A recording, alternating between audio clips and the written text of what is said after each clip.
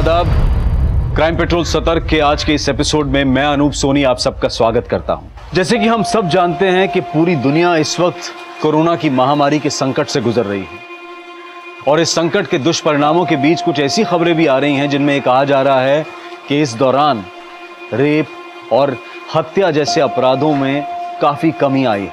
लेकिन इसका मतलब यह नहीं निकाला जा सकता कि कुछ लोगों के अंदर बैठा असुर अब सुर जैसा व्यवहार करने लगा है। हमारा आज का ये केस इंसान के अंदर बैठे सुर और असुर के द्वंद्व का प्रतीक है। ये वही द्वंद्व है जिसमें कभी इंसान पर भलाई तो कभी उस पर बुराई हावी हो जाती है। लेकिन जब इंसान के अंदर की बुराई उस पर हावी होती है तो एक कोहराम समझ जाता है। और इस केस में ऐसी ऐसी वारदातें सामने आई जिसमें क्रूरता की हद थी। क्राइम सीन का मंजर विचलित कर देने वाला था और अपराधों का मकसद बेहद घिनौना था।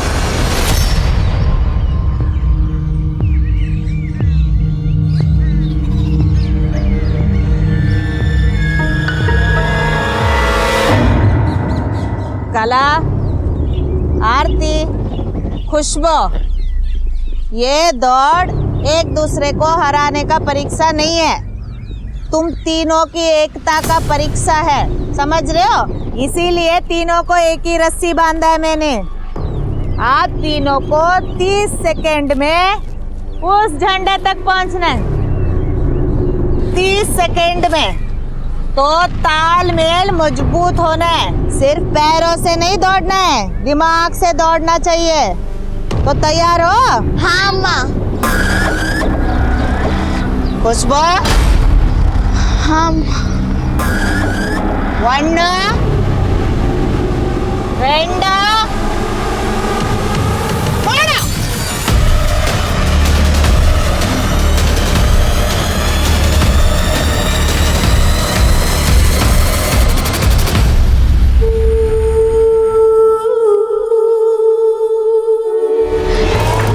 जल्दी आ।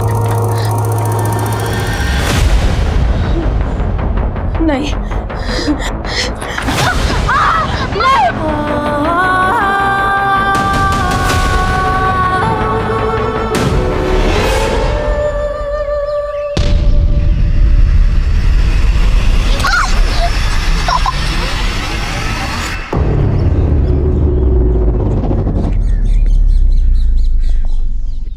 क्या ये? अम्मा, वो सब खुशबू की वजह से हुआ था। बस सफाई नहीं देना है। एकता टूटी तो पता है क्या होता है? सजा।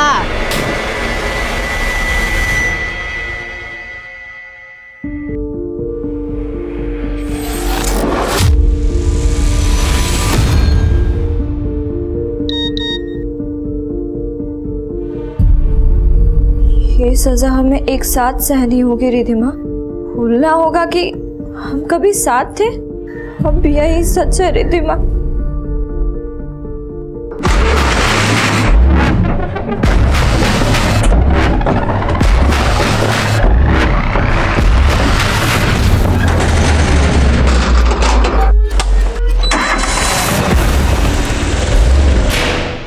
प्लीज फोन मत काटो। मैं जानती हूँ कि मेरी वजह से बहुत बदनामी हुई है आपकी, लेकिन अब मैं अपनी गलती को सुधारना चाहती हूँ। मैं इस बोझ को लेकर नहीं जी सकती कि मेरी वजह से ये बदनामी हो। रिधिमा,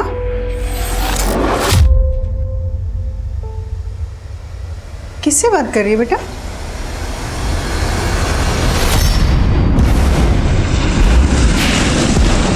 तुमने इतना बड़ा सच मुझसे छिपाया रिधिमा?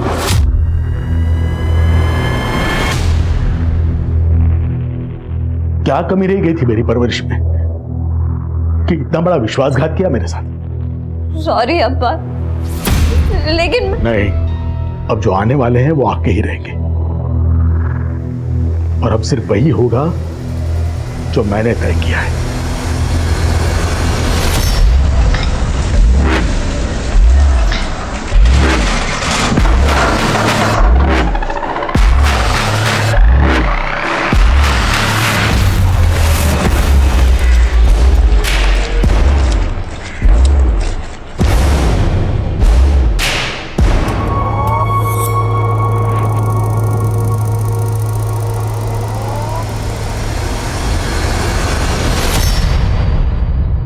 अरे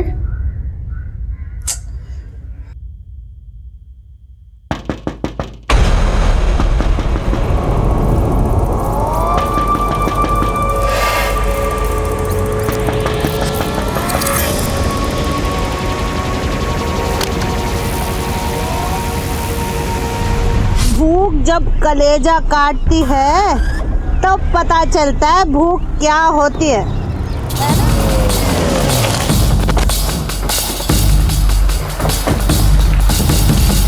इंस्पेक्टर साहब साहब अंकल मेरे, मैं इधर आया तो दरवाजा खुला था साहब, मैं अंदर आके देखा तो बाहर चलिए, आइए बाहर आइए, बाहर आइए।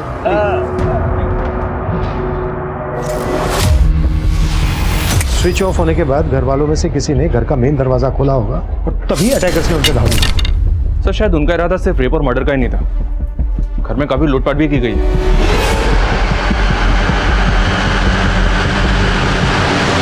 पूरा कबर्ड खाली कर दिया सर। इनफैक्ट घर के किसी भी मेंबर का मोबाइल फोन भी नहीं मिला। अटैकर्स घर का हर छोटे से छोटा कीमती सामान चुरा कर ले गए। हो सकता है सर ये किसी लूटपाट करने वाले गैंग का काम है। अगर मकसद सिर्फ लूट होता तो फिर मारने से पहले पूरी फैमिली को इतना टॉर्चर क्यों किया गया? बॉडीज को देखकर तो ऐसा लग रहा है जैसे दुश्मनी निकाली गई है सबके साथ। हो सकता है आपसी रंजिश का मामला हो और शक्ल लूट की दी गई। सर नारायण अंकल बहुत अच्छे आदमी थे, मैं इतने सालों से इधर काम करता, मेरे को नहीं लगता कि उनका किसी के साथ कोई दुश्मनी होगा। क्या काम करते हो तुम इधर? खेती बाड़ी सर। वो नारायण अंकल का आसपास बहुत ज़मीन है। अब उनका एक पैर खराब था तो उन्होंने अपनी मदद के लिए मेरे को नौकरी पे रख लिया था। नारायण की बीवी या बेटी का किसी के साथ कोई इशू या नारायण का ही कोई लेन देन को लेकर विवाद? नहीं सर, मेरे को तो कभी ऐसा कुछ लगा नहीं। हाँ, वो वेंकट अन्ना आज इधर आने वाले थे। कौन वेंकट अन्ना? वेंकट अन्ना नारायण अंकल के फ्रेंड, मंडी में अनाज के बड़े व्यापारी हैं और अंकल भी अपना सारा फसल उन्हीं को बेचते हैं। नारायण, ये तेरा बैलेंस पेमेंट 7,09,234 रुपये पूरे हैं या वो तेरे को काउंट करके देखना पड़ेगा, शायद ज्यादा भी हो सकता है।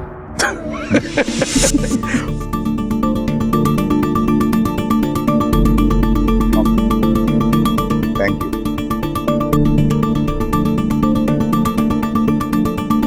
नारायण। बहुत दिनों से मेरे मन में एक बात है जो तेरे को बोलने का था। कैसी बात है? वेंकट अन्ना अपने बेटे बाला की शादी रिधिमा से करना चाहते थे, तो वो लोग आज इधर बात पक्का करने को आने वाले थे और अंकल ने भी मेरे को इसीलिए यहाँ बुलाया था। यहाँ है तो सर आसपास ऐसा कोई विटनेस नहीं मिला जिसने किसी को यहाँ आते जाते देखा। वो सिद्धेश बोल रहा है कि नारायण के दोस्त वेंकट अन्ना और उनका बेटा बाला यहाँ आने वाले थे। उनसे मिलते हैं, शायद उनसे नारायण के बारे में कोई जानकारी मिल जाए।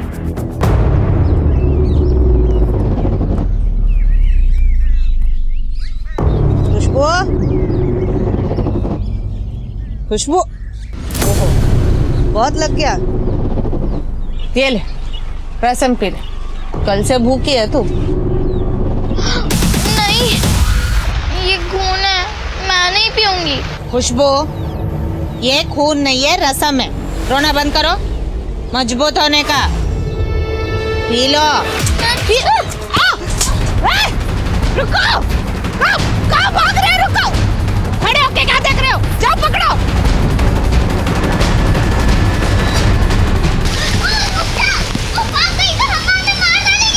तो तुम दोनों भी भाग चलो मेरे साथ।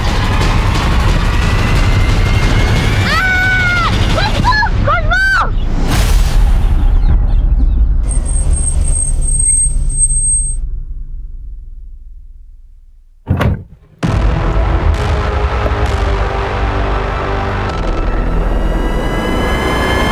बाला, तेरे को इतना जल्दी मुंबई वापस क्यों जाने का? आपका मेरा मुंबई वापस जाना पहले से ही तय था, और वैसे भी जिस मकसद से मुझे आपने बुलाया था वो मकसद तो होने से रहा, तो लेट मी गो।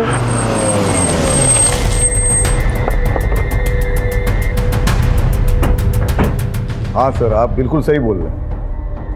हमारे मन में हमारे बेटे बाला की शादी नारायण की बेटी के साथ करने का था। इसी के लिए हम कल जाने वाले थे उसके पास, तो अचानक से उसका फोन आया। हाँ नारायण, हम लोग निकल गया है। तुम लोग अभी मत आओ। नहीं है? क्यों? मैं कॉल करता हूँ। क्या वजह थी कि नारायण ने अचानक से आपको मना कर दिया? नहीं, वजह तो कुछ नहीं बताया हमको, तो हम लोग भी एकदम हैरान रह गए। ये इत्तेफाक भी काफ़ी हैरान करने वाला है कि जिस समय आप वहाँ जाने वाले थे उसी दरमियान नारायण उसकी पूरी फैमिली का मर्डर हो गया। देखिए वेंकटेश जी, अगर आप हमसे कुछ छुपा रहे हैं तो बेहतर है। कुछ नहीं छुपा रहे हम। नारायण की जाने का हमको भी शौक लगा है। नारायण हमारा बहुत पुराना दोस्त था। कब से जानते थे आप दोनों एक दूसरे को? ये कुछ 15 साल हो गया। तभी नारायण सीआरपीएफ में काम करता था, ऊटी में उसका पोस्टिंग था। सो मिस्टर वेंकट, आप और आपके परिवार को हमारे प्लांटेशन पे कैंपिंग के लिए टेंट लगाने की परमिशन चाहिए। हमारा बेटा है ना, बॉटनी में बहुत इंटरेस्ट है उसको, तो बॉटनी का उसको पढ़ाई करने का, टेंट में रहे। Mister Venkat, I am sorry, मैं आपको यहाँ पे टेंट लगाने की परमिशन नहीं दे सकता। प्लीज सर, आई रिक्वेस्ट, तो कोशिश करो ना। अब पहले मेरी पूरी बात सुन लीजिए मिस्टर वेंकट। आप और आपके परिवार को हम यहाँ पर परमिशन इसलिए नहीं दे सकते क्योंकि अब से आप और आपका पूरा परिवार हमारा मेहमान है। मेहमान मतलब हम समझा नहीं। देखिए, आप कंकड़ गांव से हैं जी, और मैं आपके नजदीक के दालसन गांव से हूँ, तो हुए ना आप हमारे मेहमान। अच्छा। तो उसके बाद हमारे बीच बहुत अच्छी दोस्ती हो गई। फिर कुछ साल के बाद नारायण का एक एक्सीडेंट हो गया, तो उसको सीआरपीएफ छोड़ना पड़ा। उसका टांग खराब हो गया इसलिए। काफ़ी लंबे समय से आप दोनों एक दूसरे को जानते थे। फिर तो आपका बेटा बाला भी जानता होगा रिद्धिमा को। बाला, ये रिश्ता जुड़ने से पहले भी तुम और रिद्धिमा मिलते थे? देखिए सर, हम दोनों एक दूसरे को जानते ज़रूर थे, लेकिन हमारी शादी का डिसीजन हमारे पेरेंट्स का था। Sir, even I am shocked. ये अचानक क्या हो गया? सर, फोरेंसिक टीम ने बताया कि क्राइम सीन पे 4 से ज़्यादा अननोन फिंगरप्रिंट्स मिले। मतलब क्रिमिनल 4 से ज़्यादा लोग थे।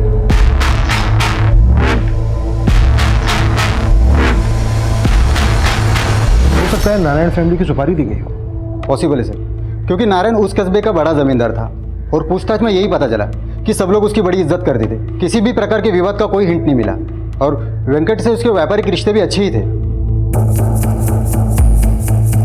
और बेटी का रिश्ता पक्का होने से पहले ये कांड हो गया। वजह जरूर कोई बड़ी रही होगी।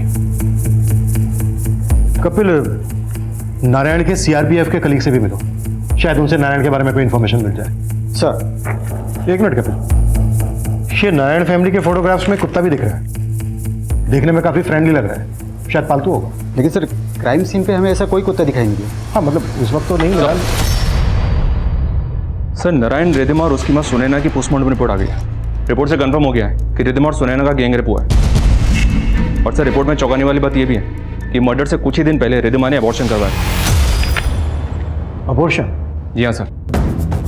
इसका मतलब रिद्धिमा का किसी के साथ अफेयर चल रहा था, पर किसके साथ? अफेयर का तो अभी तक कोई क्लू नहीं मिला सर, लेकिन मर्डर से तकरीबन 30 मिनट पहले रिद्धिमा के फोन से किसी ने उमा नाम की एक औरत को कॉल किया था। ये उमा कोई और नहीं, नारायण के भतीजे सिद्धेश की बीवी है। सिद्धेश की बीवी? जी हाँ सर। और पता चला है कि उमा भी नारायण के यहाँ काम करती थी। उमा भी नारायण के घर में काम करती थी और उस टाइम पर नारायण के घर पर मेहमान आने वाले। इस लिहाज से तो उमा को नारायण के घर पर होना चाहिए था, लेकिन वहां पर हमें मिला सिर्फ सिद्धेश। और सिद्धेश ने भी अपनी बीवी के बारे में हमें कुछ नहीं बताया।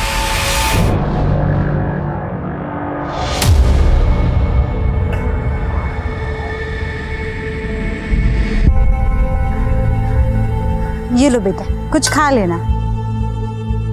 मैं भिखारी नहीं हूँ आंटी। तो फिर तुम यहाँ क्यों बैठी हो? और तुम्हारी माँ कहाँ है?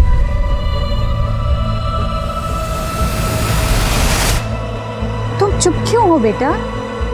तुम्हारे माँ बाप कहाँ हैं?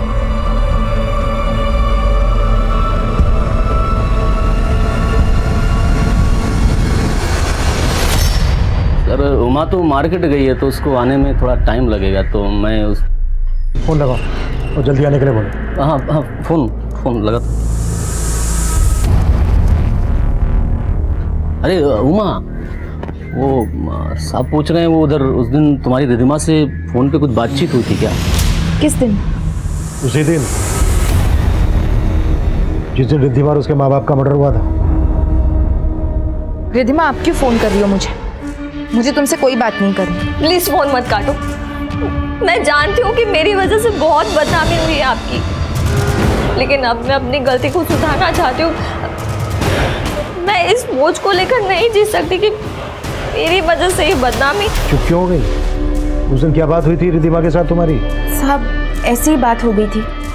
रिधिमा का रिश्ता तय होने वाला था, वो मेरे साथ अपनी खुशी बांट रही थी। तुम्हारे कहने का मतलब है कि वो इस शादी से खुश थी, जबकि रिद्धिमा शादी से पहले ही माँ बनने वाली थी। क्या ये क्या कह रहे हो साहब आप?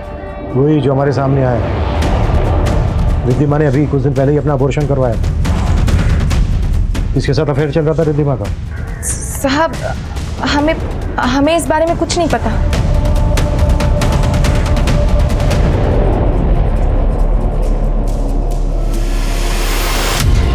ये नारायण जी की फैमिली के साथ जो कुत्ता है, किसका है? ये तो शेरू है सर, नारायण अंकल का पालतू कुत्ता, लेकिन ये तो खो गया था। कितने दिन पहले खो गया था कुत्ता? ये कुछ 7-8 दिन पहले का बात है सर। नारायण की फैमिली का मर्डर 3 दिन पहले हुआ, और मर्डर होने से कोई 1 हफ्ता पहले उनका कुत्ता शेरू गायब हुआ है। शेरू काफ़ी अच्छी नस्ल का है, रोबिला है। अगर वारदात के वक्त पर यह होता तो वारदात को अंजाम देना इतना आसान नहीं होता। तो आपको लग रहा है सर शेरू का गायब होना भी इन हत्याओं से जुड़ी साजिश हो सकती है? और हमें यह भी पता लगाना है कि रिद्धिमा के पेट में किसका बच्चा है। रिद्धिमा के सभी सोशल अकाउंट खंगालो और आसपास के मैटरनिटी क्लिनिक्स में पता करो कि उसने अबॉर्शन कहाँ पर करवाया है।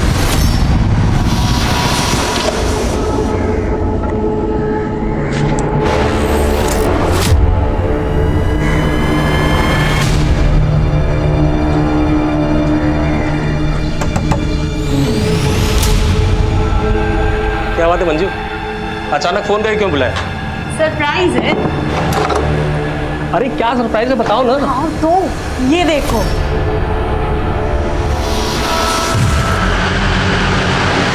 ये है खुशबू, आज से हमारी बेटी।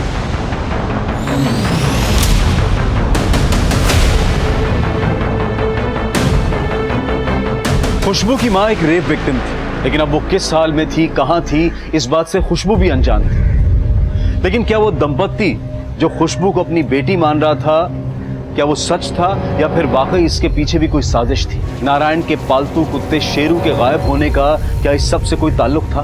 पुलिस उस केस में कई थ्योरीज बना रही थी। रिधिमा के अफेयर के एंगल के साथ साथ नारायण और उसकी बीवी से जुड़ी छोटी से छोटी बात पता की जा रही थी। सर सुनैना के कॉल रिकॉर्ड से एक पेट क्लिनिक का नंबर मिला है, जहाँ सुनैना अक्सर शेरू को लेकर जाती थी। वहाँ की वेट सुनैना की बहुत अच्छी दोस्त थी। उसने बताया कि जब एक बार उमा नारायण के घर से जा रही थी तो शेरू ने उसका थैला झपट लिया था। थैले में एक सोने का हार था सर, जिसे उमा चुरा कर ले जा रही थी, और इसी वजह से नारायण ने उसे काम से निकाल दिया था। जबकि उमा हमें अपने काम पे ना जाने की वजह तबीयत खराब होना बता रही थी। इस लिहाज से तो शेरू के गायब होने के पीछे उमा का हाथ भी हो सकता है। हाँ कपिल बोलो। सर, रिद्धिमा ने जिस मैटरनिटी क्लिनिक में एबॉर्शन करवाया था उसका पता चला है। मैं यहीं पे हूँ, और उसका भी पता चला है जिसने उसको एबॉर्शन करवाने में मदद की थी।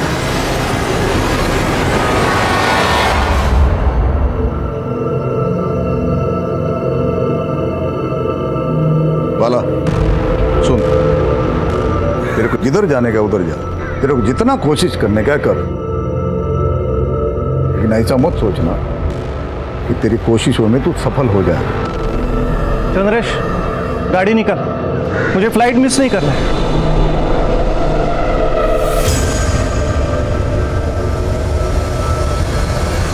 तो रिद्धिमा का अबॉर्शन करवाने में तुमने उसकी मदद की थी? हाँ साहब, लेकिन रिद्धिमा के पेट में किसका बच्चा था? वो मैं नहीं जानती साहब।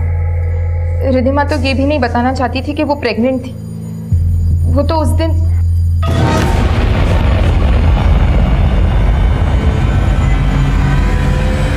क्या हुआ रिद्धिमा?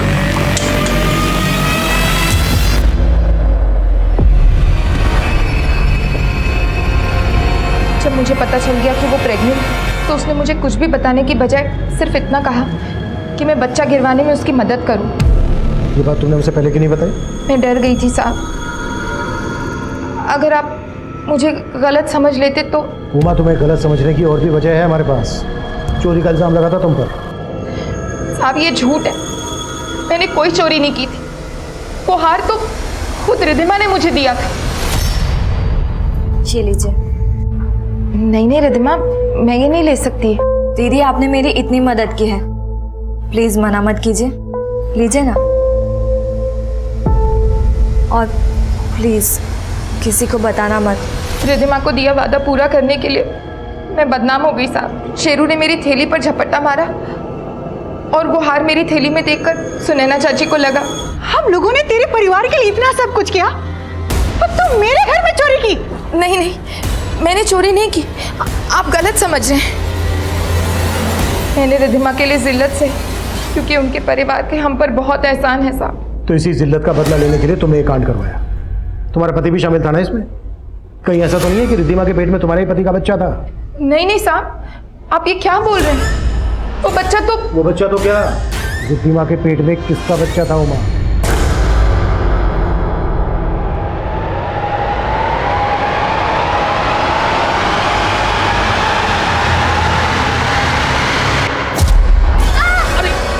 अरे बेटा, मैं हूँ। क्या? अरे तुम्हारी बेटी ना बहुत डरती है मुझसे। अरे ये तुमसे नहीं डरती है, ये अपने बुरे सपनों से डरती है ना बेटा।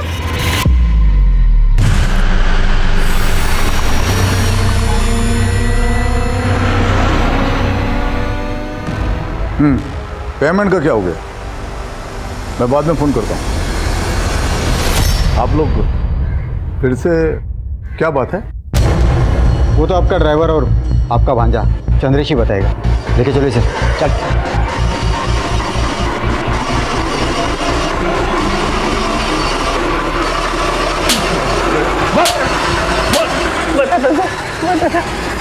सर मैं सच कह रहा, मैं रिधिमा से बहुत प्यार करता था सर। प्यार करता था या फंसा रहा था रिधिमा को? उसके बाप के पैसे के लिए? नहीं सर, मैंने उसे नहीं फंसाया था। हम दोनों एक दूसरे को पसंद करते थे। मैं तो फिर भी अपनी हाथ में रहकर उसे मन ही मन चाहता था। पहला कदम तो उसी ने मेरी तरफ बढ़ाया था।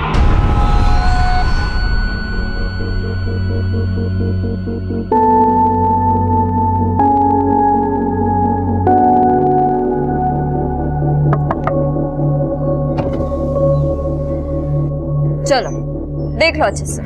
जी हाँ देख लो अच्छे से। सी अच्छी लग रही है ना? अब तक चोरी चोरी मुझे ठीक से देख नहीं पाए होगे, है ना? नहीं, वो मुझे सॉरी। अरे मजाक कर रही हूँ। वैसे मैं मार्केट जा रही हूँ तो ले चलोगे? उसके बाद हम अक्सर मिलने लगे और धीरे धीरे हम दोनों बहुत करीब हो गए।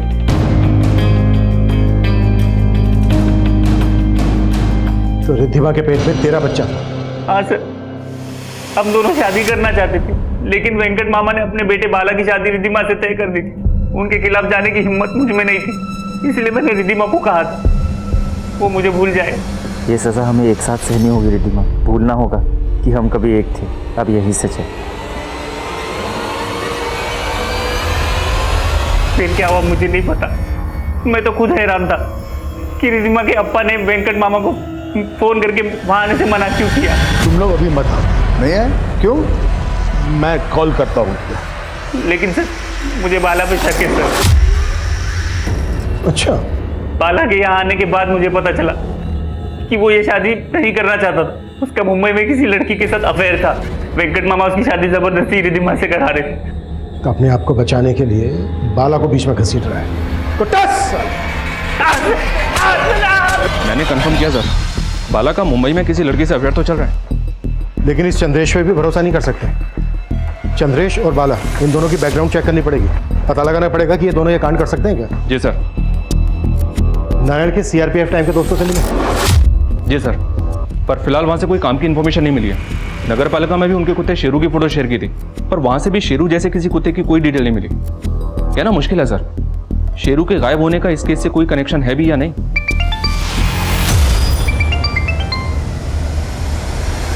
हाँ बोलो।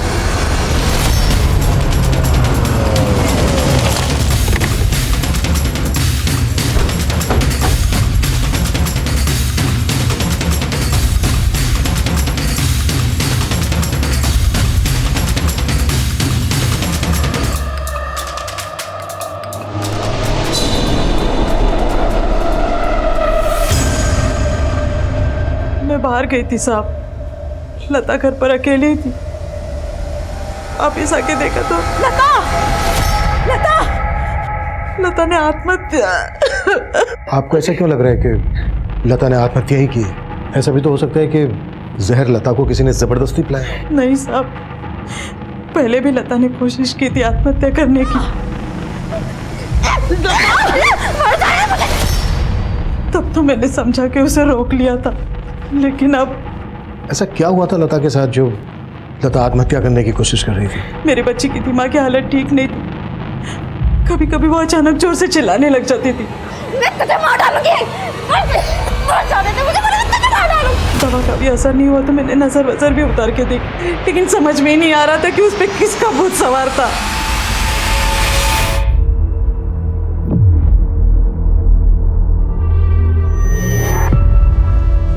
क्या लगता है तुम्हें, ये सब करने से वो मुझसे डरना बंद कर देगी? बोला था ना, वो तुमसे नहीं डरती है, वो तो बस अपने। देखो मंजू, कुछ भी हो पर मैं नहीं चाहता कि ये बच्ची यहाँ पे रहे। माना कि हमारी अपनी कोई औलाद नहीं है, पर इसका मतलब ये नहीं कि हम एक ऐसी बच्ची को बेटी बना लें जिसकी मानसिक स्थिति अच्छी ना हो। संतोष, खुशबू पागल नहीं है, वो तो बस अपने अतीत से सहमी हुई है। तुम ना दोबारा ऐसी बातें मत करना।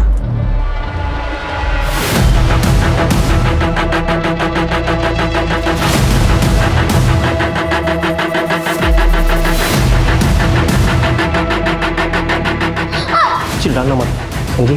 जो बोल रहा हो ध्यान से सुन। चली जाए यहाँ से। और मंजू को कुछ भी कहा ना तो मुझसे बुरा कोई नहीं होगा, समझी?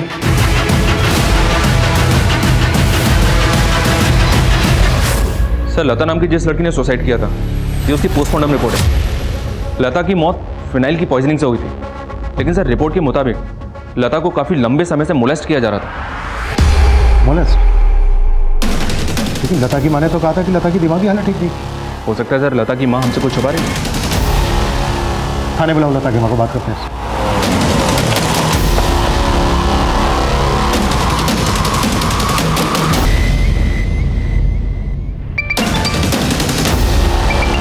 हेलो सर, लता की माँ के घर पे तो ताला लगा हुआ है और सर उसका फोन भी स्विच ऑफ आ रहा है। सर वो यहाँ किराए पे रहती थी और पड़ोसी से पता चला है कि वो कल ही घर खाली करके चली गई है।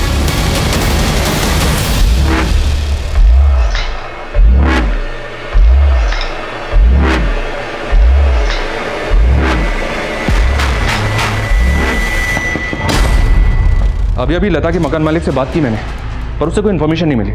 लेकिन हाँ सर, लता और उसकी माँ 2 महीने पहले ही वहाँ किराए पे रहने के लिए आई थी। इससे तो यही मतलब निकलता है कि लता की माँ पहले से जानती थी कि लता मोलेस्टेशन का शिकार हो रही थी। शायद हमारे सवालों से बचने के लिए वो गायब हो गई। लता की माँ बसंती के गायब होने की कई अटकलें लगाई जा रही थी, लेकिन लता और उसकी माँ के बैकग्राउंड के बारे में कोई भी पुख्ता जानकारी नहीं मिल पा रही थी। तो क्या बसंती किसी डर के कारण गायब हो गई थी, या फिर उसके गायब होने के पीछे कोई और ही रहस्य था? वहीं नारायण के परिवार की हत्या के केस में सिद्धेश और उमा के बाद पुलिस चंद्रेश, बाला और यहां तक कि वेंकट पर भी शक कर रही थी। लेकिन नारायण के कुत्ते शेरू के गायब होने की पहेली अब भी पहेली बनी हुई थी, और तभी एक और वारदात सामने आई।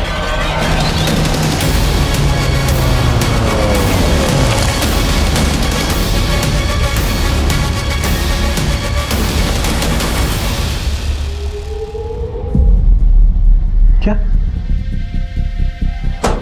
मेन स्विच ऑफ था सर।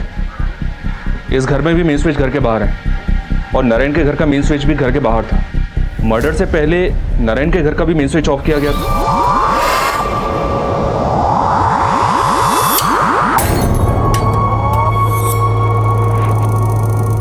सर, वो जो मरा है ना, वो नन्नी और संदीप है, हस्बैंड वाइफ है दोनों। और अभी नया नया इधर रहने को आया था, 6 महीना पहला उन लोगों का शादी हुआ है। इन दोनों के अलावा और कोई भी रहता था यहाँ पर? नहीं। हाँ, एक मेड उनके यहाँ काम करने को आती थी। क्या नाम है मेड का? नाम का तो मेरे को नहीं मालूम था, लेकिन 4-5 दिन पहले उसको मैं यहाँ पे काम करते देखा। 4-5 दिन पहले? स्केच बनवा सकते हो मेड का? बनवा सकता है, कोशिश करेगा, कोशिश।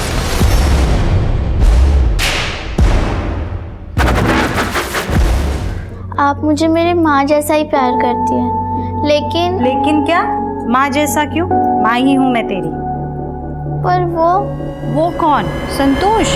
तो उनकी फिक्र मत कर। और ये वो क्या कहती रहती है? पापा बोला कर, पापा हैं वो तेरे। देखना फिर वो भी तुझे बिल्कुल मेरे जैसा प्यार करेगी। माँ! क्या हुआ बेटा? लाइट ही तो गई है, इतना क्यों डर रही है? रुक पे देखती हूँ। मत जाओ माँ, मत जाओ, दरवाजा मत खोलो। नहीं। मंजू, दरवाजा क्यों नहीं खोल रही? कब से लॉक हो रहा है?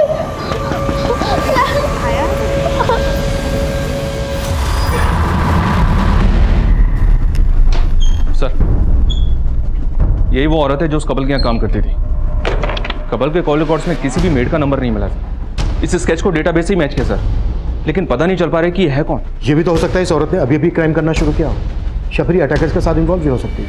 तो तुम एक काम करो, चेक करो इस औरत का नारायण फैमिली के साथ कोई कनेक्शन निकलता है क्या।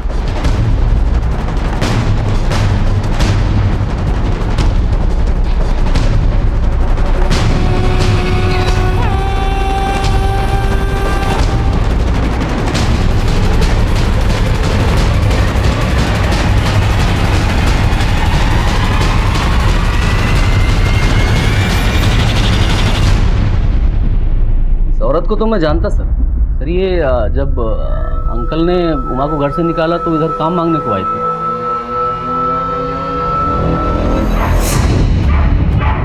ए शेरो, घड़ी घड़ी भौंकता है तुम। क्या है? साहब, हमें पता चला यहाँ काम वाले की जरूरत है तो काम ढूंढ रहे हैं। इधर कोई काम वाम नहीं है, चलो। वो दिन मैंने इसको पहली और आखिरी बार देखा, उसके बाद फिर कभी नहीं देखा। हेलो, क्या? सब मैं मंजू से मिलने आई थी। अंदर देखा तो मंजू और उसका पति था।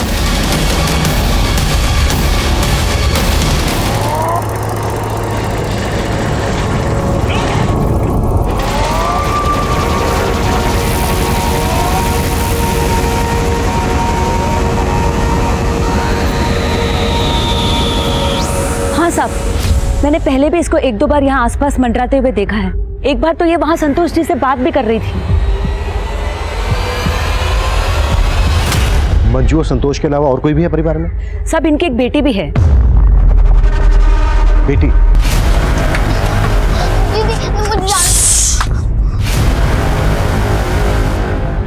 सब यही है खुशबू, जिसे मंजू ने गोद लिया था।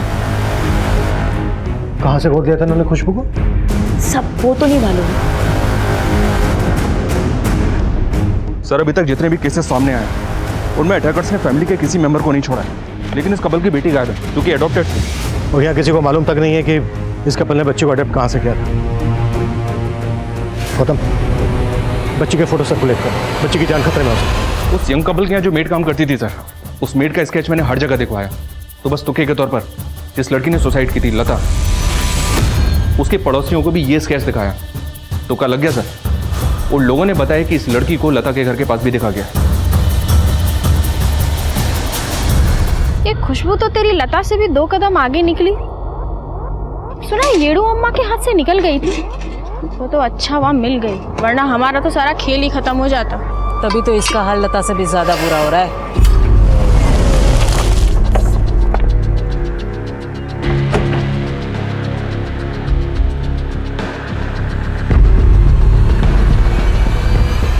सर, अलग अलग एरिया से 2 केसेस और मिले हैं जहां भी कुछ सेम पैटर्न से क्राइम हुआ था। उन 2 घरों में अलग अलग 2 बच्चियां मेड का काम कर रही थी जो वारदात के बाद से ही गायब है। बच्चे? जी हाँ सर, ये हैं वो 2 बच्चियां।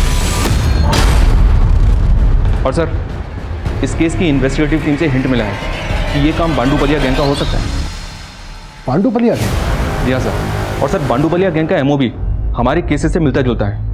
ये लोग भी रेकी के लिए अपनी बच्चियों और औरतों का इस्तेमाल करते हैं। टारगेट के दिन घर की बिजली काट देते हैं, फिर मेल विक्टिम्स की गला काटकर हत्या कर देते हैं।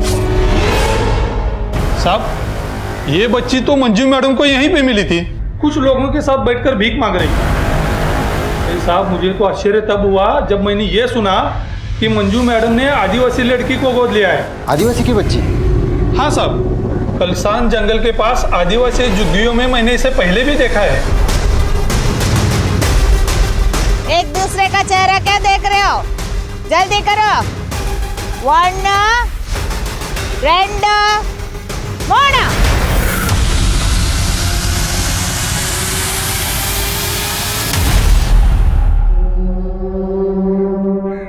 क्यों रुक गई?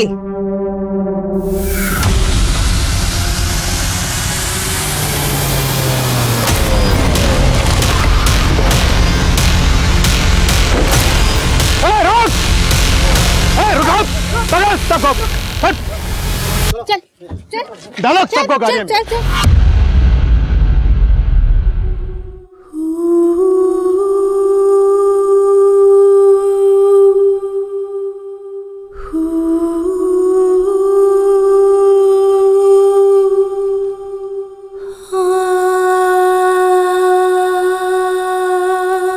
बांडूपाल्या गैंग एक ऐसा खतरनाक गिरोह था जो 10 साल पहले तक दक्षिण भारत में 300 से ज्यादा हत्याएं, बलात्कार और करोड़ों रुपए की लूट को अंजाम दे चुका था।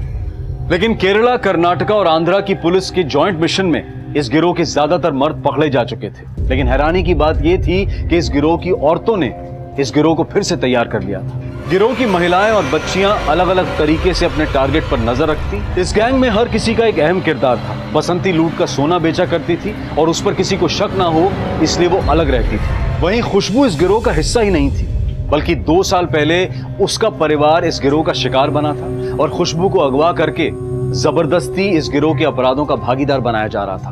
2 साल पहले खुशबू की मां का इस गिरोह के द्वारा रेप और उसकी हत्या कर दी गई थी। अपनी मां को खोने के बाद उसने मंजू को भी खो दिया था, जो सही मायनों में उसे अपनी बेटी मान बैठी थी। खुशबू अब अनाथ है, लेकिन उसकी देखभाल और उसके इलाज की जिम्मेदारी एक एनजीओ ने उठाई है। देखते हैं हमारे आज के एपिसोड की दूसरी कहानी।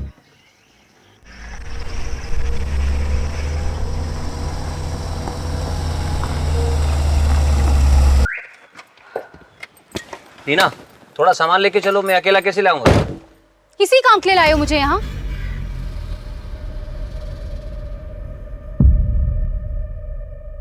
लीना, लीना, चिल्लाओ मत कितन, और कुछ काम तो ऐसा करो कि मुझे भी लगे कि मेरा कोई पति है। लीना स्टॉप इट, सुनो, लीना।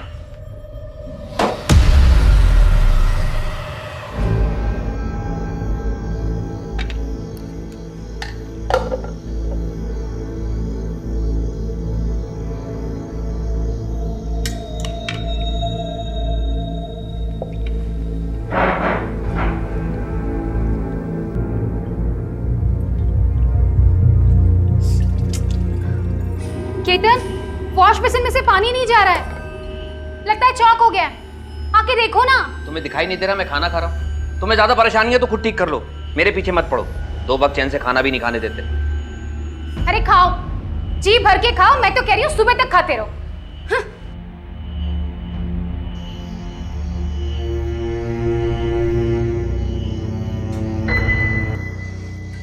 ये कैसी अजीब सी बदबू आ रही है, क्या मुसीबत है?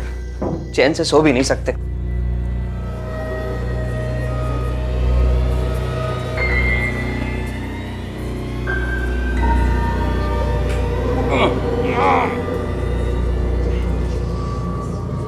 अब तो प्लम्बर को बुलाना ही पड़ेगा।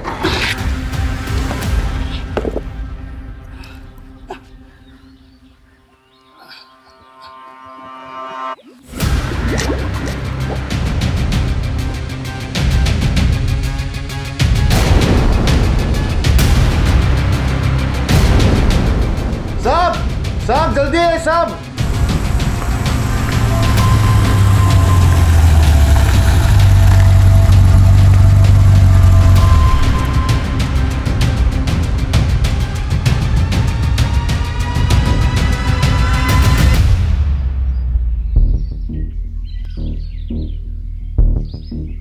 ऐसा लगता है किसी फीमेल की बॉडी। ये एक्सीडेंट की शिकार हुई है या किसी ने मार के फेंक दिया यहाँ? इतनी बुरी तरह से सड़ चुकी है, एज तक समझ में नहीं आ रही सर। विक्टिम की एज और कॉज ऑफ डेथ तो पोस्टमार्टम रिपोर्ट में पता चली जाएगी। श्रीवास्तव, आसपास जितने भी पुलिस स्टेशन है वहाँ की मिसिंग कंप्लेंट चेक कर लेना। आप लोग देखो आसपास कुछ मिलता है क्या। श्रीवास्तव, यहाँ तक पहुँचने का एक ही रास्ता है, हाईवे। रंजन, यहाँ से लेके हाईवे तक जितने भी सीसीटीवी कैमरास है, पिछले कुछ हफ्तों की फुटेज मंगवा लो। आपके इस फार्म हाउस पे आपके सिवा और भी कोई आता जाता है? सर मैं और मेरे कुछ खास दोस्त, बट बहुत रेयरली। ज़्यादातर तो ये फार्म हाउस खाली पड़ा रहता है सर। तो फिर ये औरत यहाँ कैसे पहुंची? तो कौन है ये कौन है? सर ये मनोहर, यहाँ का केयर टेकर। इस औरत को जानते हो? इसकी लाश यहाँ कैसे आई? केतन जी, आप बात करने से मना कर रखा है। अगर ऐसा ही है तो बता दीजिए हमें। सर आप हमारा यकीन कीजिए सर, हम कुछ भी नहीं जानते इस बारे में। श्रीवास्तव, लेके चलो इसे। सर मैंने कुछ भी नहीं किया सर। आप आइए हमारे साथ।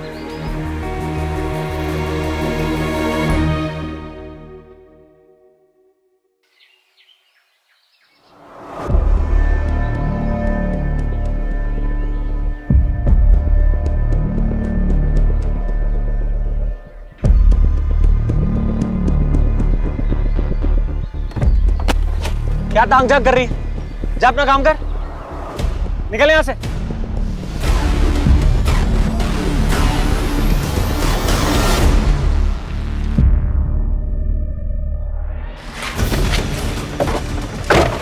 पूरा मूड खराब करके रख दिया इसने।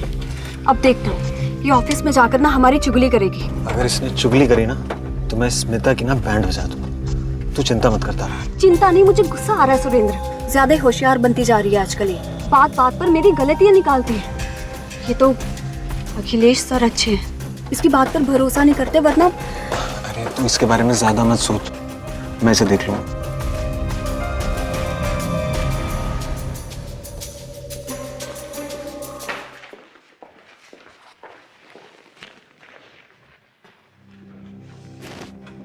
देख स्मिता, यहाँ किसी के साथ भी चुगली करने की हिम्मत मत करना।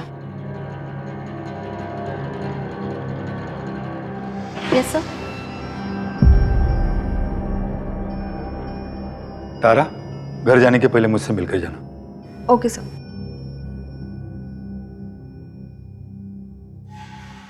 सभी देशवासियों को जनता कर्फ्यू का पालन करना है। कि जनता कर्फ्यू के दरमियान हेलो। अच्छा ठीक है, मैं अभी आती हूँ। न सड़क पे जाएं, डियर वाइफ, न्यूज़ नहीं सुनी? घर से बाहर कोई नहीं जा सकता। पति देव, ऑफिस का काम है, मुझे जाना होगा। पागल हो गई? बाहर जनता कर्फ्यू लगा हुआ है। मुझे जरूरी काम है, समझो बात को।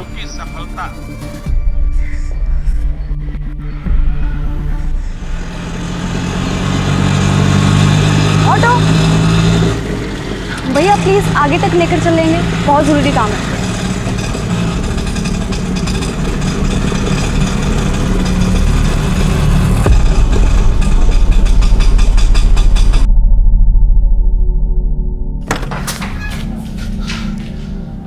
तुम यहाँ क्या कर रहे हो? बड़ा शौक है ना तुझे तारा की जासूसी करने का। चल बता, आज जनता कर्फ्यू के दिन तारा ऑफिस क्यों गई थी? सुरेंद्र देखो, तुम जाके अपनी बीवी से पूछो ना।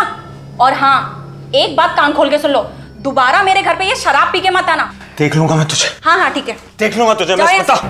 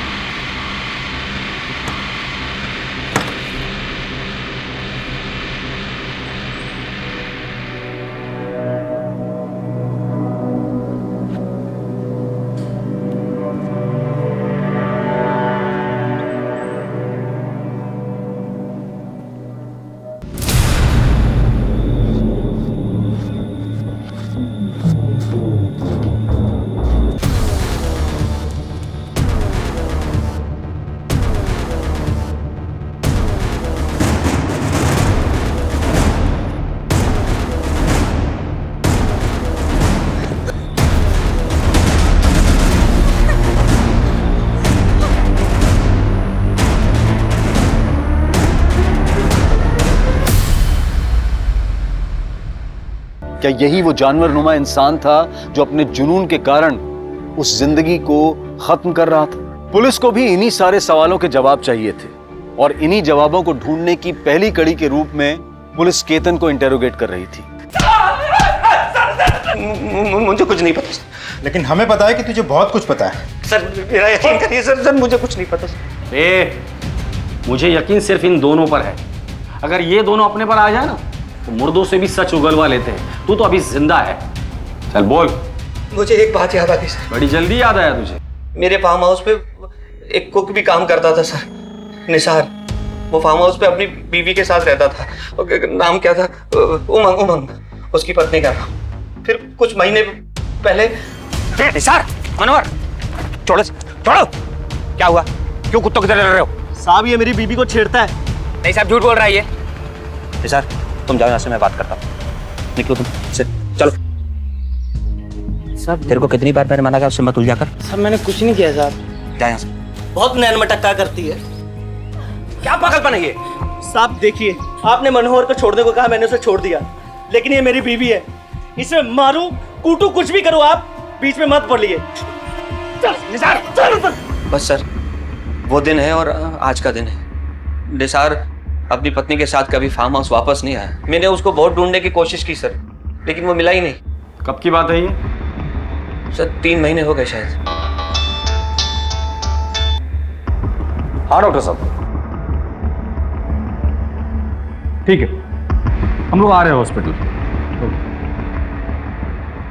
जब तक फॉरेंसिक की रिपोर्ट नहीं आती इसे यही रहने दो।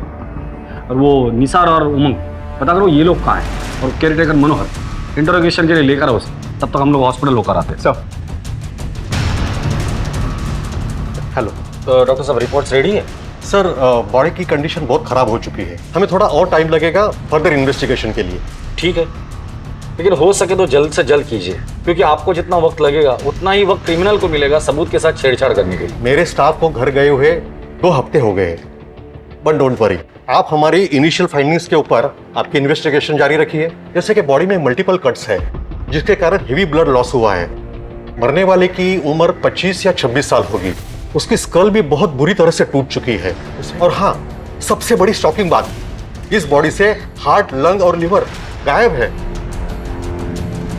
और यहाँ रिब केज की हड्डियों पर किसी इंसान के दांतों के निशान है।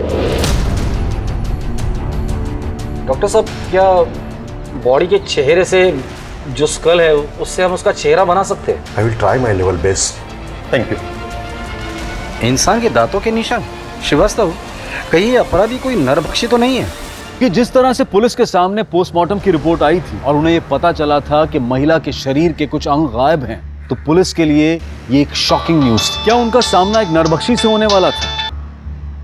सर, हमें फार्म हाउस से कुछ दूरी पर एक सीसीटीवी मिला है, उसमें कार दिखाई दे रही है। उसका नंबर है MP0932JK। ठीक है, आरटीओ से ओनर का पता निकालो। जी सर। MP0932JK।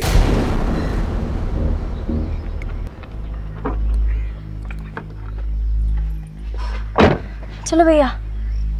मैडम, ये टैक्सी कहीं नहीं जाएगी। नहीं जाएगी? नहीं जाएगी तो रोड पे क्यों लगा रखी है? आपने घर क्यों नहीं रखते? कहाँ से आ जाते हैं नमूने कहीं के। क्या बोला? ए रुक रुक रुक, क्या बोला तूने? नमूने? क्या बोला? हाँ रुक।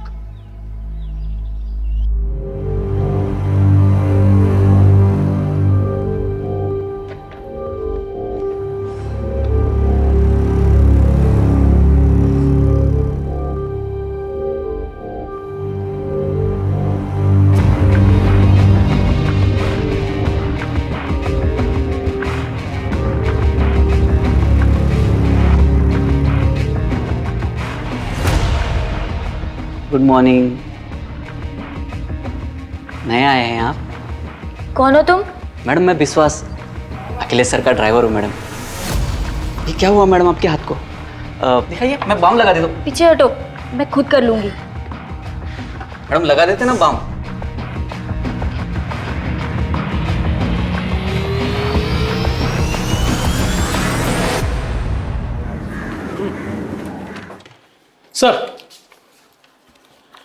सर ये स्केच आ गया। सर ये हमने विक्टिम का 3/4 फेस बनाने की पूरी कोशिश की है, क्योंकि उसका जो ब्रोन स्ट्रक्चर था उसके हिसाब से इतना ही मैच हो पाया है। ठीक है, जाइए। सर एक इन्फॉर्मेशन है सर। बोलो। सीसीटीवी फुटेज में हमें जो गाड़ी दिखी थी उस गाड़ी की डिटेल्स मिल गई है।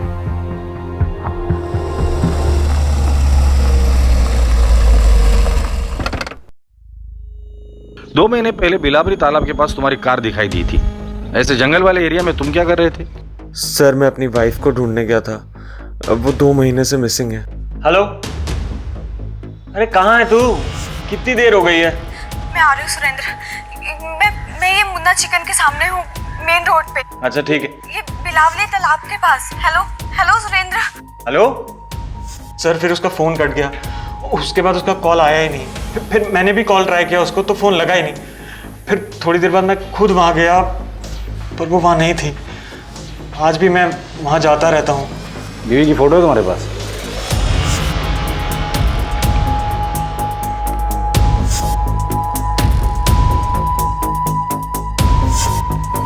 सर सिमिलर तो है लेकिन लगता नहीं कि यही है। क्या हुआ सर?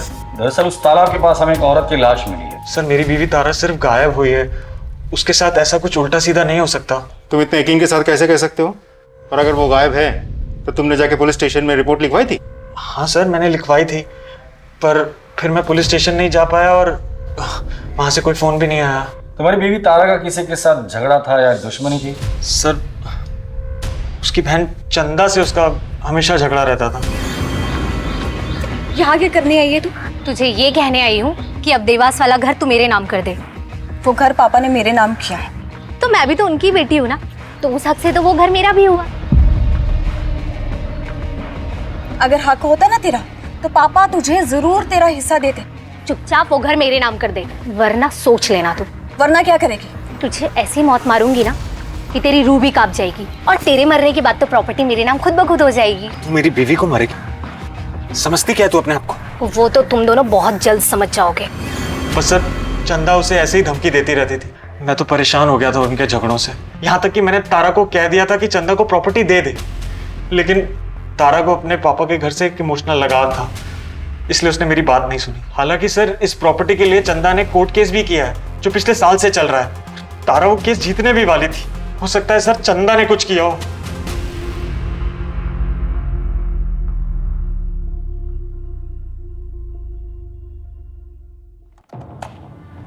सर तारा के घर से लेकर ऑफिस तक हमने सारा सीसीटीवी फुटेज निकाल लिया है, लेकिन कुछ खास हाथ नहीं लगा।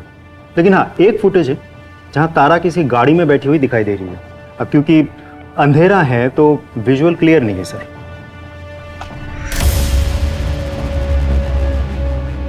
ड्राइवर का चेहरा दिखाई नहीं दे रहा है। Yes sir. ना ही गाड़ी का नंबर। और ठीक 2 घंटे बाद सुरेंद्र वापस उसी लोकेशन पे। मतलब देखा जाए तो सुरेंद्र ने हमें जो भी स्टेटमेंट दिया था फुटेज के साथ हूबहू मैच हो रहा है सर। करेक्ट। सुरेंद्र ने हमें बताया था कि उसे चंदा पर शक है, तो क्या ऐसा तो नहीं कि इस गाड़ी में चंदा बैठी हो? नहीं सर, अगर चंदा होती तो तारा उसी गाड़ी में जाके नहीं बैठती। दोनों में बहुत बड़ा झगड़ा हुआ था। तो फिर कौन हो सकता है? क्योंकि तारा अपनी मर्जी से उस गाड़ी में बैठी है, इसका मतलब गाड़ी के अंदर जो कोई भी था तारा उसे अच्छे से जानती थी। कौन हो सकता सर? केतन हो भी सकता है, पर तारा और केतन के बीच कोई कनेक्शन हो ऐसी कोई भी बात हमारे सामने अभी तक नहीं आई। श्रीवास्तव एक काम करो, ऐसी गाड़ियां किस किस के पास है ये पता करो, और वो चंदा उसे पूछताछ के लिए बुलाकर लेकर आओ। सब मनोहर को ले आया था, गांव में छिपा हुआ था।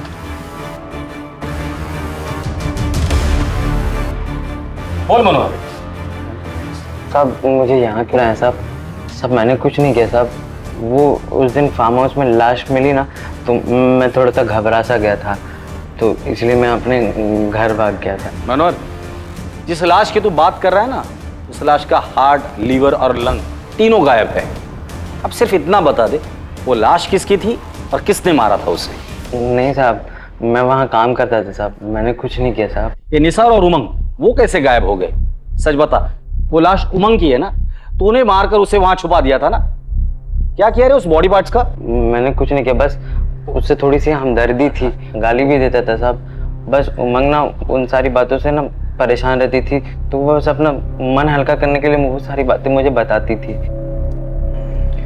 अच्छा, तेरा ये जो मालिक है केतन और उसकी बीवी लीना, इनके ताल्लुकात कैसे? वैसे तो ठीक ही है, मतलब उन दोनों के बीच में टेंशन चलते रहता है। केतन आखिरी बार फार्म हाउस पे कब आया था? हाँ करीब 2.5 महीना पहले सब वो एक औरत को लेकर आए थे।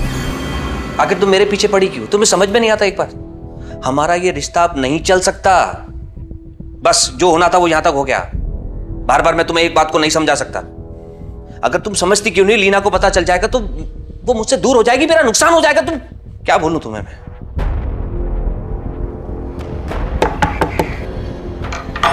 साबिर, जाओ जाओ। सब लीना मैडम के साथ वही औरत आई थी जो केतन सेठ के साथ आई थी। केतन, बहुत सच छुपा के रखा है तूने हमसे। चल अब ये बता, 2.5 महीने पहले तेरे साथ जो औरत यहाँ आई थी, कौन थी वो?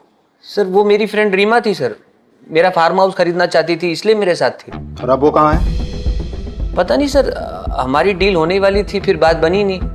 एक्चुअली काफ़ी टाइम से मैं अपनी फ्रेंड रीमा सहानी के टच में नहीं हूँ सर। सुना है किसी स्कॉलरशिप के बाद वो कोई यूनिवर्सिटी चली गई है, मगर हाँ कुछ महीनों पहले तक वो हमारे फार्म हाउस के प्लांट में बहुत इंटरेस्टेड थी। कोई बोटेनिकल रिसर्च कर रही थी शायद। आई एम श्योर केतन ने ही कुछ किया होगा। इस श्योरिटी की वजह? रीमा मिली तो मुझे इग्नोर करने लगा था, और आई एम श्योर कोई और मिली होगी, इसीलिए उसे रास्ते से हटा दिया। ये सब ब्लडी कैसे हुआ? 2.5 महीने पहले रीमा को लेकर आया था सर वो यहाँ। आप अपने पति पर नजर रखती थी? रखनी पड़ती है सर। और उस नजर का नाम मनोहर था? जी नहीं, मैंने एक प्राइवेट डिटेक्टिव हायर किया था, उसी ने मुझे ये सब कुछ बताया। वैसे आपकी पूछताछ पूरी हो गई हो तो क्या मैं जा सकती हूँ? जा सकती है, लेकिन हमारे परमिशन के बगैर शहर छोड़कर मत जाइए। जरूरत पड़ेगी तो दोबारा बुला लूंगा। सर, केतन और लीना दोनों के पास ही रीमा को हटाने का मोटिव था। मुझे तो लगता है इन दोनों में से किसी ने रीमा को मारा होगा। नहीं श्रीवास्तव, 3 औरतें गायब हुई है, उमंग, रीमा और तारा, और लाश हमें सिर्फ एक औरत की मिली, और मुझे लगता है वो शायद तारा की है। तो क्या सर उन दोनों का भी खून हुआ है और उसमें भी यही 2 इन्वॉल्व है? लेकिन सर मोटिव क्या हो सकता है? पता नहीं सर, सब कुछ बहुत उलझ सा गया है। श्रीवास्तव, यही उलझन तो हमें सुलझानी है। हमें बस उस एक सिरे की तलाश है जो हमें कातिल तक लेकर जाएगा, और वही सिरा हमें दिखाई नहीं दे रहा है। उस चंदा को बुला कर लाओ। साहब, मेरी बहन तारा तो मिसिंग थी, फिर उसकी लाश। जता तो ऐसे रही हो जैसे बहन गायब होने का बहुत बड़ा दुख हुआ है तुम्हें। हाँ साहब, इसीलिए तो मैंने उसकी मिसिंग कंप्लेंट कराई थी, ना कि उसके पति सुरेंद्र ने। मिसिंग कंप्लेंट तुमने लिखवाई थी? हाँ सर, ये देखिए मेरे पास उसकी कॉपी भी है। इसमें नाम तो तारा सेंगल का है। हाँ साहब, ये उसका शादी से पहले का नाम है।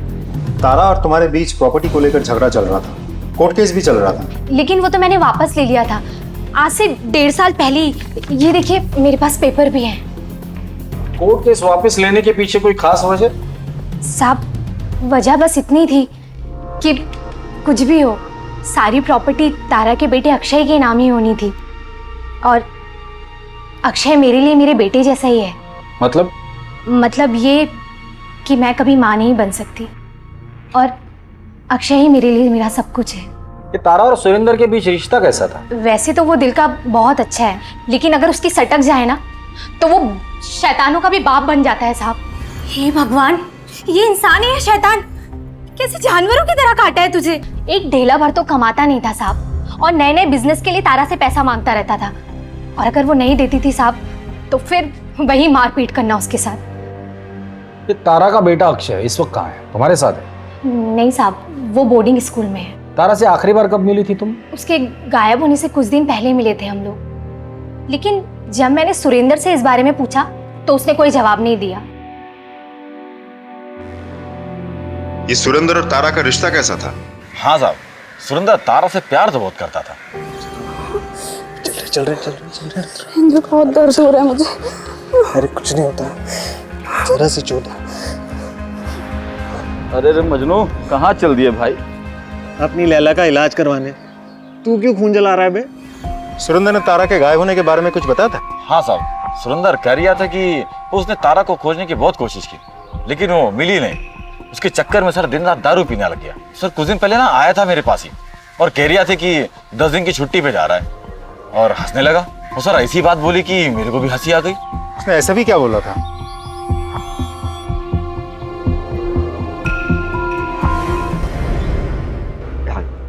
डैड मुझे वो शर्ली को घर छोड़ने जाना है, प्लीज आपकी कार मिलेगी? आज आप कैब कर लीजिए। डिनर के लिए जल्दी आना। Thank you dad. कम।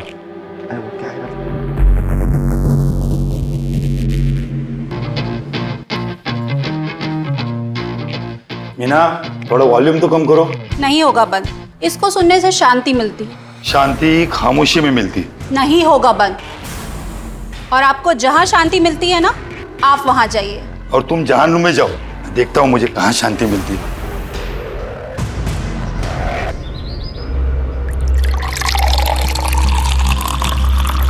सुरेंद्र, तुम जाओ। सर, आप यहाँ कुछ काम था? हाँ, तुम्हारी बीवी गायब होने के बाद तुम बहुत गम में थे ना, तो सोचा मिलकर थोड़ा गम बांट लेते हैं तुम्हारा। श्रीवास्तव, देखो बेचारा कितने गम में है। बीवी को जाकर 1 महीना नहीं हुआ और तुमने दूसरी शादी भी कर ली। सर वो मैं अकेला नहीं रह सकता। नाम क्या है इसका? तारा। तारा? सर वो तारा की याद में मैंने इसका नाम तारा ही रख दिया। आपकी बीवी तारा कहाँ काम करती है? सर वो अखिलेश सीए के यहाँ काम करती थी। क्या तारा की लाश मिली?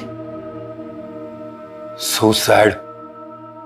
मिस्टर अखिलेश, तारा आपकी एम्प्लॉय थी, उसके गायब होने के बाद आपने पूछताछ नहीं की? सर मैंने उसके मिसिंग होने के बाद में कुछ सीनियर पुलिस ऑफिसर से बात की थी, लेकिन कुछ पता नहीं चला। और लॉकडाउन के चलते मैं भी हेल्पलेस था। और अब जाके जब ऑफिस खुला तो। अखिलेश जी, तारा के बारे में आपकी क्या राय है? आई मीन, थी वो कैसी थी, बिहेवियर कैसा था, वो काम कैसा करती थी? नहीं, काम में तो एकदम परफेक्ट थी और अच्छी इंसान भी थी। और आप?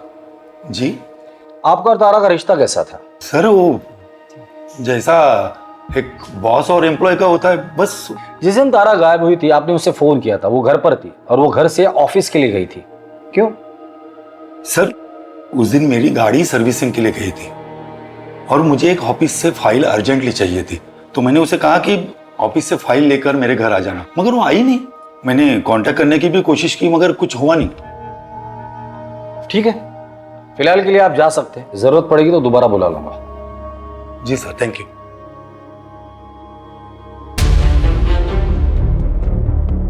सर, एक बात मुझे समझ में नहीं आई, वो फाइल इतनी भी क्या अर्जेंट थी कि अखिलेश ने तारा को जनता कर्फ्यू के दिन ऑफिस भेजा था? हाँ सर, जब वो ऑफिस से काम खत्म करके घर जा चुका था, फिर उसे अचानक से फाइल की याद क्यों आई? बात किसी फाइल की है ही नहीं। इस अखिलेश ने हमें आधी कहानी बताई है, बात कुछ और ही है। Extra marital affair sir? हो सकता है। हाँ, लेकिन इंसान के दांतों के निशान भी तो हमें बॉडी पे मिले थे, उसका क्या? और एक्स्ट्रा मैरिटल अफेयर के साथ नरबख्शी का क्या कनेक्शन हो सकता है? बहुत स्ट्रेंज केस है सर। अखिलेश के ऑफिस और घर के आसपास उसके बारे में पूछताछ करो और उसका वो ड्राइवर उठाकर लेकर आओ उसे। वो जरूर कुछ ना कुछ तो जानता होगा जिससे हमें इस केस की लीड मिल जाएगी।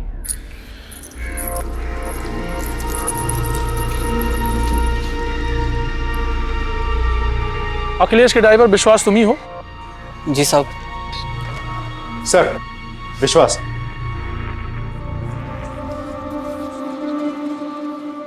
बैठ। तारा को जानता है? जानता हूँ ना साहब, हाल ही में अपन उसके बस्ती में रहने के लिए गए साहब। हालांकि ये बात किसी को मालूम नहीं है, अखिलेश साहब को नहीं मालूम है। क्या हुआ साहब? हुआ तो बहुत कुछ है, फिलहाल तो इतना बता दे, अखिलेश और तारा के बीच रिश्ता कैसा था? सिर्फ मालिक और नौकर थे या और कुछ? सर कई बार लगता तो था उन दोनों में कुछ चक्कर है। अखिलेश साहब की पत्नी मीना मैडम को भी उन पर शक था, कई बार सवाल भी पूछती थी। तुम्हारी हिम्मत कैसे हुई मुझे मेरे पति के केबिन में जाने देने से रोकने की?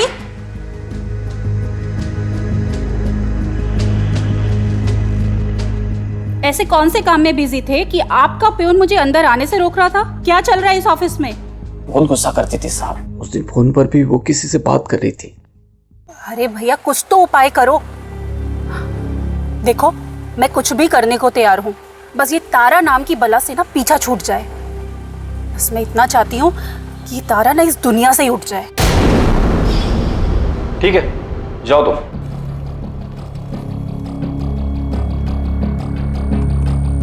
सर कहीं ऐसा तो नहीं कि मीना ने अपने पति को वापस पाने के लिए तारा का खून करवाया और बाद में ये नरभक्षी वाला एंगल डाल दिया ताकि हम सब कंफ्यूज हो जाए?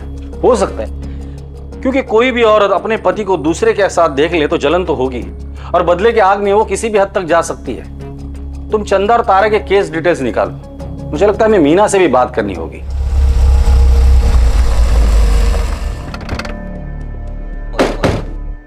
सर अगर मुझे बदला ही लेना होता तो मैं 4 साल इंतजार क्यों करती?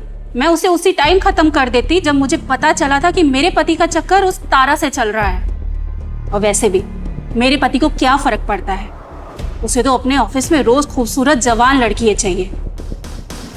तारा नहीं तो और कोई सही, लेकिन हाँ मैं उस तारा से नफरत जरूर करती थी। ठीक है, जरूरत पड़ेगी तो दोबारा आएंगे। हाँ श्रीवास्तव बोलो। सर केस के बारे में चंदा ने झूठ बोला है। वो केस अभी भी ओपन है और कोर्ट में चल भी रहा है। और सबसे इंटरेस्टिंग इन्फॉर्मेशन तो ये है कि इन दिनों चंदा जिसके साथ रह रही है वो कोई और नहीं बल्कि विश्वास है, अखिलेश का ड्राइवर। उठाकर लेकर आओ दोनों को।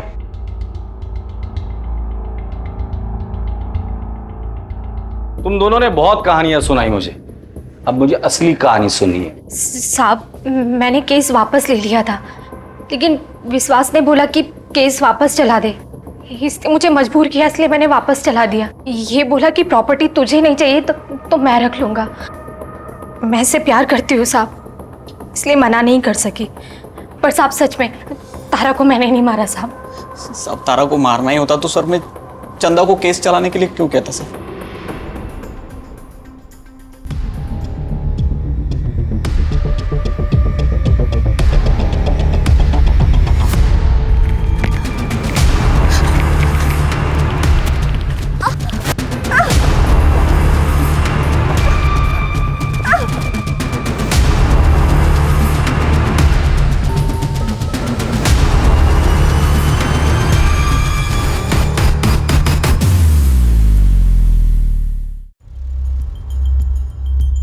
इस केस में कई सस्पेक्ट है। तारा का पति सुरेंद्र, जो तारा से बहुत प्यार जताता है, लेकिन तारा के मरने के बाद वो तुरंत दूसरी औरत से शादी कर लेता है। चंदा, कई अफेयर्स करने के बाद अब उसका अफेयर अखिलेश के ड्राइवर विश्वास के साथ चल रहा है, और अपने बहन के साथ उसका प्रॉपर्टी का केस भी चल रहा है। अखिलेश की बीवी मीना, जिसे तारा और अखिलेश के अफेयर के बारे में पता था और वो तारा से बहुत नफरत करती थी। केतन और लीना, जिनके फार्म हाउस पर तारा की लाश मिली थी। ये निसार और उमंग, ये कपल अभी भी गायब है। और सर इस सब के बावजूद तारा उस फार्म हाउस वाले एरिया में क्यों गई थी? सर कहीं ऐसा तो नहीं कि वो किसी और से मिलने गई थी, शायद केतन या लीना से, या फिर किसी और से। या तो इन सस्पेक्ट में से कोई नरभक्षी है या फिर कोई हमें गुमराह करने की कोशिश कर रहा है। हेलो, क्या?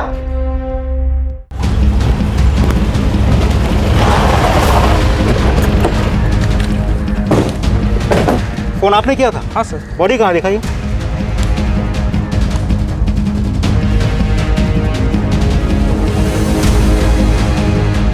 बैठो सब।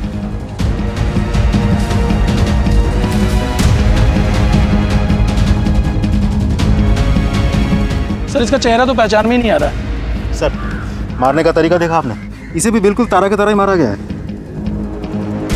आस पड़ोस में लोगों से पूछताछ करो, किसी ने कुछ देखा है या नहीं। सर बॉडी को पोस्टमार्टम के लिए भेज दो।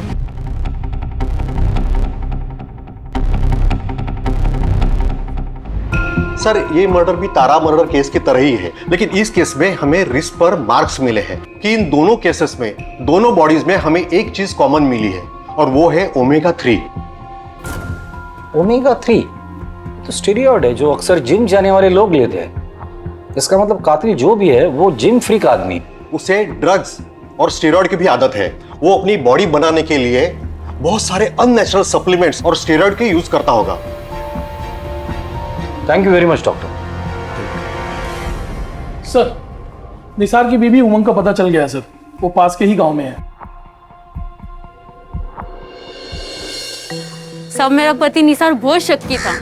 उसके रोज रोज के शक से, उसकी मारपीट से तंग आके मैं ये अनजान गाँव आ गई ताकि कोई मेरे तक पहुंच ना सके, और सब खास करके तो वो निसार। जब तुम फार्म हाउस पे थी तो केतन और लीना के अलावा और कौन आता था फार्म हाउस पर? सब मेम साहब के अलावा उनके खास दोस्त आते थे। और कोई नहीं आता था? और हाँ सर, एक बार जब फार्म हाउस पे कोई नहीं था तब एक आदमी आया था। ये फार्म हाउस किसका है? केतन साहब का। उनकी पत्नी का नाम क्या है? लीना मैडम। एज क्या होगी? लेकिन आप कौन है और ये सब क्यों पूछ रहे हैं? जी शायद मैं उन्हें जानता हूँ। So just confirming. By the way, आपका नाम क्या है? आप भी बहुत खूबसूरत हो, तुम फूल की तरह। लेकिन उसके बाद मैंने उसको कभी नहीं देखा था। जब तुमसे उसने मेम साहब के बारे में पूछा तो तुमने सारी इन्फॉर्मेशन दे दी उसे? अब वो इतने प्यार से पूछ रहा था साहब, तो मैं मना नहीं कर पाई।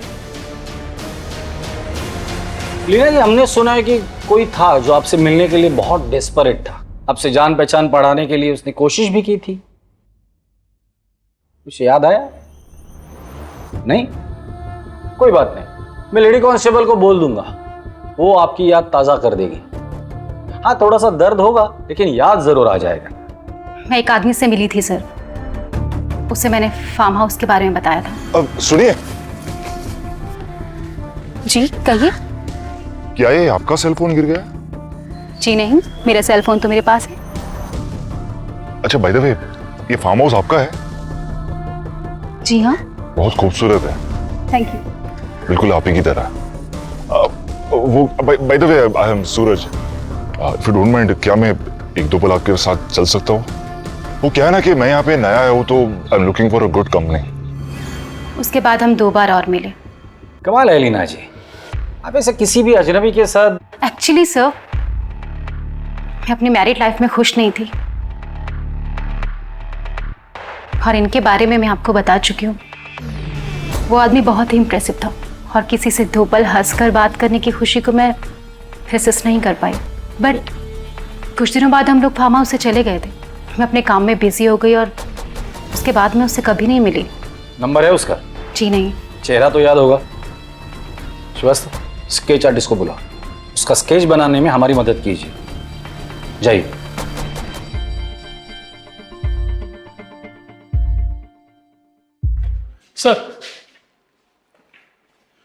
सर ये रमन है, वो जंगल वाली लाश के क्राइम स्पॉट के पास इसने किसी को देखा है। साहब, उस जंगल के रास्ते पर मैंने एक अमीर आदमी को देखा था साहब।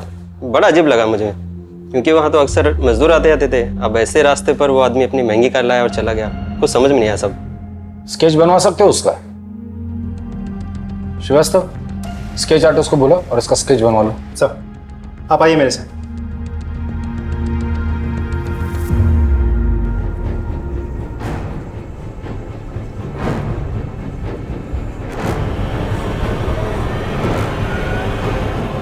तीनों स्केच तो एक ही आदमी के हैं। ये तो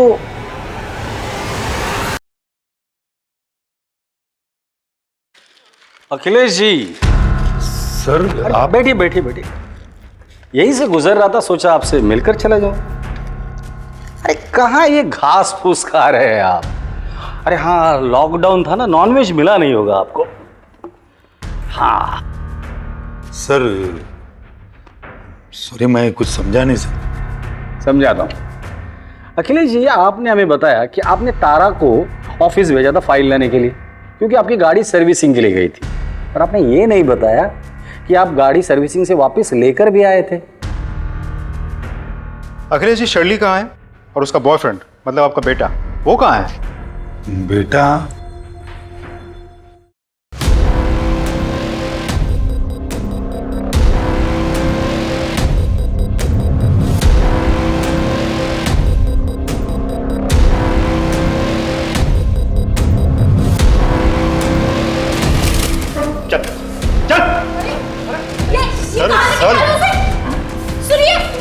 आप नहीं चलेंगे?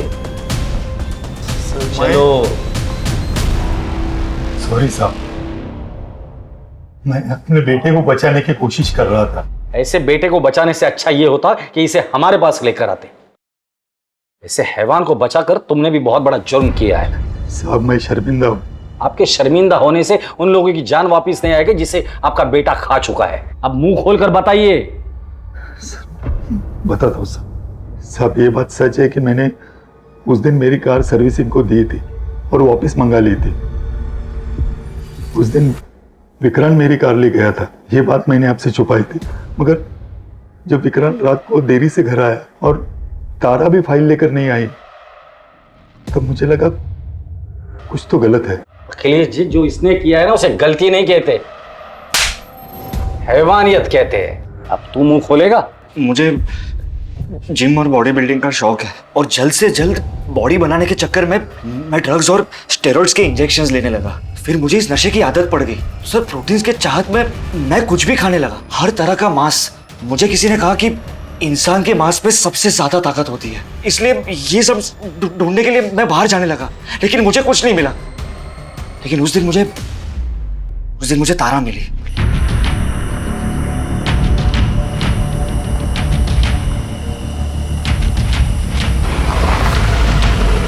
अरे तारा, कहाँ जा रही हो? आपके घर जा रही हूँ। ये फाइल आपके पापा ने मंगवाई है। आओ बैठ जाओ, मैं घर ही जा रहा हूँ, तुम्हें छोड़ देता हूँ। ओके। कम। वो जैसे ही गाड़ी में बैठी, पता नहीं मैं आउट ऑफ कंट्रोल हो गया और उसे फार्म हाउस की तरफ ले जाने लगा, लेकिन उसने ऐतराज किया। ये आप कौन से रास्ते से जा रहे हैं सर? ये रूट गलत है। नहीं, सही रास्ता है। मैं काफी बार इस रास्ते से गया हूँ, डोंट वरी। नहीं सर, देखिए मुझे ना कुछ भी ठीक नहीं लग रहा है। आप मुझे यहीं छोड़ दीजिए, मैं घर खुद चली जाऊंगी। प्लीज आप गाड़ी रोकिए और ये फाइल आप अपने पापा को खुद ही दे देंगे।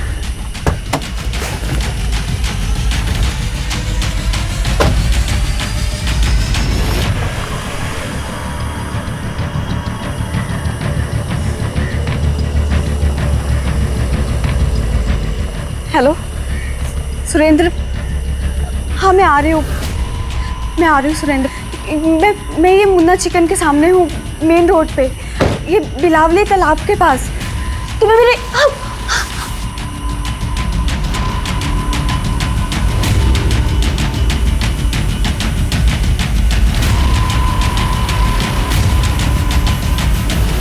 फार्म हाउस ले गया क्योंकि मुझे पता था कि फार्म हाउस अब हमेशा खाली रहता है। जब विक्रांत घर पे आया तो मैंने कार में खून देखा। मेरी कार को फिर से वो सर्विसिंग के लिए डाला और वापस भी ले आया। मगर जब मुझे पता चला कि शेरली गायब हुई है, मुझे याद आया कि विक्रांत ने मुझे कहा है कि वो पुनः अपने काम से गई है। मुझे पक्का यकीन था कि विक्रांत ने उसके साथ कुछ न कुछ किया है। मैं उससे प्यार करता था सर, पर उस दिन मुझे उसके शरीर में अपनी गर्लफ्रेंड की नहीं, इंसान के मांस की खुशबू आ रही थी। विक्रांत, ये कैसे गाड़ी चला रहे थे तुम ठीक तो हो रहा? विक्रांत, क्या कर रहे हो तुम? विक्रांत, तुम्हें क्या हो गया है? विक्रांत, ये ग्लव्स क्यों पहन रहे हो तुम? कुछ बोलो तो सही, ये क्या कर रहे हो तुम? विक्रांत, विक्रांत छोड़ो मुझे।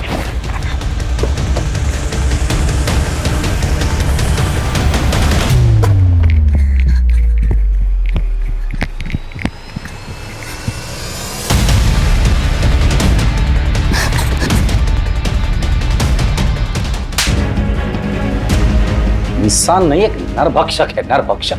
जानवर से भी बदतर। पता है जब जानवर कोई भी नरभक्षक बनता है तो उसके साथ क्या करते हैं? गोली मारते हैं उसे। तुम्हें जानवर कहना जानवरों का अपमान होगा। इंसानों का मांस खाकर ताकतवर बनना इंसानियत का मजाक उड़ाना है। मैं पूरी कोशिश करूंगा कि तुम्हें जल्द से जल्द फांसी हो जाए, और अखिलेश तुम्हें भी, क्योंकि एक हैवान को बचाने की तुमने पूरी की पूरी कोशिश की है।